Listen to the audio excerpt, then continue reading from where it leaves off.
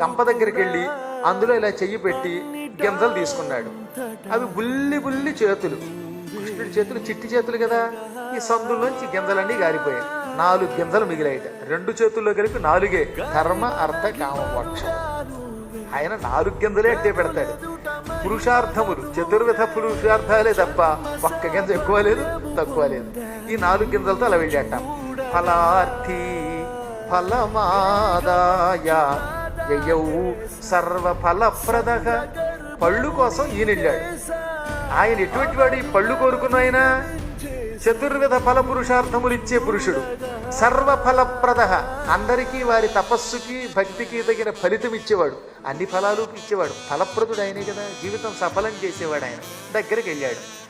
అన్నీ పళ్ళు ఇస్తావా అంటే ఆయన మూతి, ఆ మాట్లాడే తీరు, ఆ మాట, ఆ రూపం అవి ఎవరినైనా ఆకర్షిస్తాయి. ఆ పళ్ళకి పరుగు పరుగును వచ్చింది. పక్కింటి వాడు పిలిచిన నేను రాను, ముందు ఈ బుచ్చిబాబు దగ్గరికే వెడతా అంటూ కృష్ణుడి దగ్గరికి వచ్చి ఆవిడ గంప దింపింది.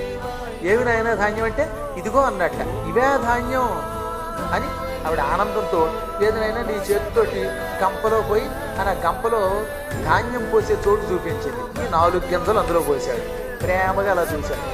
ఆవిడకి ఆనందం తట్టుకోలేక ఈ గంపలో ఉన్న పళ్ళన్నీ తీసేసి కింద పోసేసి, కొన్ని పళ్ళు నీ చేతిలో పెడుతున్నాను, మిగతావన్నీ నీ అరుగు మీద పోసాను, అన్ని పళ్ళు నీవేనాయన, నాకు ఎందుకురా ఈ పళ్ళు, ఈ ముసల్దానికి మొత్తం పళ్ళు నీకే, నీకు పళ్ళు పెట్టడం కంటే జీవితానికి ఇంక వేరే ఫలం కావాలా అని ఆవిడకి ఏదో తెలియని ఆత్మీయత వచ్చింది. పూర్వజన్మ సుకృతం ఉంటే కానీ అలా ఎవరు ఇవ్వగలరా? అందరూ ఆ పళ్ళన్నీ అక్కడే దెమ్మరించి ఆయన చేతిలో కొన్ని పళ్ళు పెట్టి, ఈ పళ్ళన్నీ నువ్వే తినే, రోజు నీ కోసం ఇన్ని పళ్ళైనా తెస్తాను, ఈ ముసల్దానికి ఎంత అన్నం కావాలి అందుకే అలా అంది.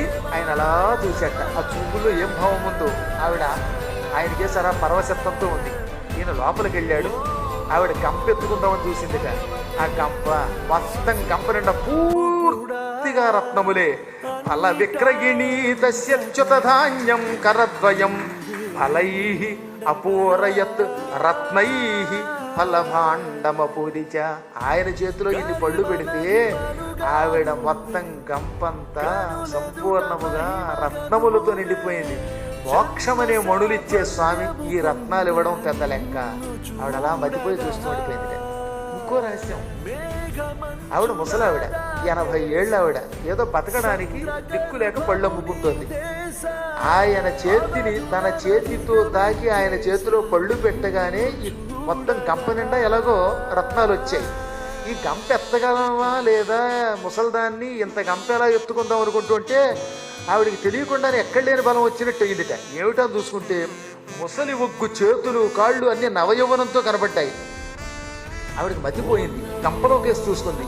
చూస్తే ఆవిడ శరీరం 25 ఏళ్ల పొడుచాకారంలోకి వచ్చేసింది. తన రూపమును తానే ఆ రత్నములలో అర్థం చూసుకున్నట్టు చూసుకుని మతిపోయి, ఎవరా నా వయస్సు మారిపోయినట్టుంది, నా రూపం మారిపోయింది, ఈ ముసలి జుట్టు నల్లగా కనపడుతోంది, ఈ తెల్ల జుట్టు, పళ్ళు అవి నోట్లో దంతాలు దృఢంగా కనపడుతున్నాయి అంటే పక్క వాళ్ళు అన్నారు, ఏం చిత్రమమ్మా, నిన్నటిదాకా 80 ఏళ్ల ముసలి బొగ్గులో ఉండేదానివి, ఈ క్షణంలో నేను ఈ రూపం మారిపోయింది, ఇప్పుడు నేను చూస్తే ఎవరైనా సరే ముచ్చట పడిపోతారు, 25 ఏళ్ళు వచ్చాయి నీకు అన్నారట. ఆవిడకి ఆశ్చర్యం కలిగింది. చుట్టుపక్కల వాళ్ళందరూ తెల్లబోయారు. క్షణకాలంలో పరమ వృద్ధురాలని 25 ఏళ్ల పొడుగులు చేసి ఆవిడ గంపనట రత్నాలు పోసి పంపించాడు. అది పరమాత్ముడి అపూర్వ లీల అంటే. ఈ విధంగా ఆ గంప ఎత్తుకుని ఆవిడ వెళ్ళిపోయింది. మొత్తం రేపల్లె